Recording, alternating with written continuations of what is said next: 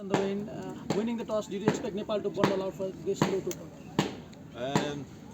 Yeah, obviously I think when the pitch is prepared with a little bit of dampness like that, it becomes a bigger toss to win.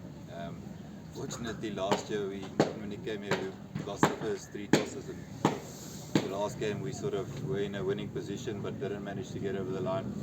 So a big toss to win, but in saying that, you still have to play good cricket on the day, and didn't really expect them to crumble like that. But I suppose the pressure that we applied on the opposition made it tough for the batters, and I think 130 was a good score to restrict them to. It looked like you had a lot of homework behind the scenes with field placements and all. Were you prepared for this with the individual field placement as well? Not really individually. Try and focus more on our own processes, and then just follow a little bit of a gut feel on the field. And I think that's what we try to do in our team, whether it's the bowler making the call, or if the keeper sees something and he needs to make that call. And luckily today I made a few calls that came off, and I think that's the beauty of trusting your instinct in sport. It's sometimes that natural way is the one that just works the best, whether you're batting, bowling, fielding, or captaining, and that luckily came off today.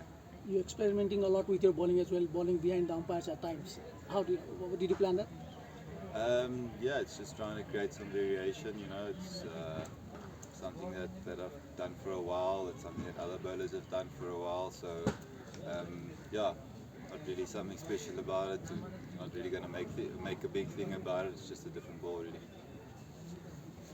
Gerhard, talking about that Kushal Malla wicket, you left the extra cover open and trapped him as well. So you were doing something specific against him.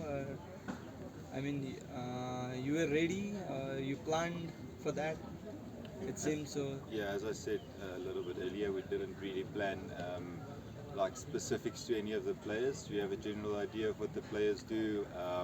You have maybe a general plan, maybe one field placement that you want to make specific, but you still try and follow your own process. And if you do that really well, then you more or less most of the time trump the opposition. So yeah, we had to firstly do our job. We had to firstly put the ball in the right areas when we bowled.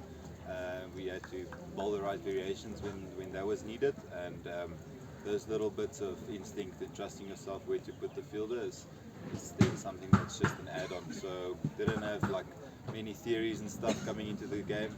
Mostly really just applied my mind on the ground.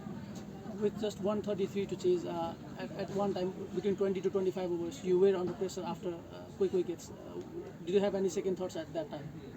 Yeah, obviously when you play in more difficult conditions, then wickets tend to fall one after the other, making it so much more important for the guys that are in to really follow through with that partnership. And I remember just when we started this journey with the Namibian team in World Cricket League, we had a few of these tight games, and with the batting maybe struggling a bit more than the bowling, and all around the world, playing all around the world in the associate world, it used to be very tough conditions.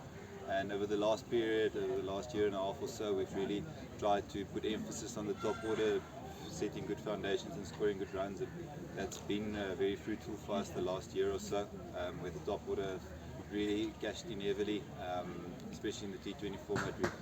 We're now looking to also do that on a consistent basis in the one-day format. So a little bit disappointing not for us at the top to have finished the game off with maybe 1 down or 2 down.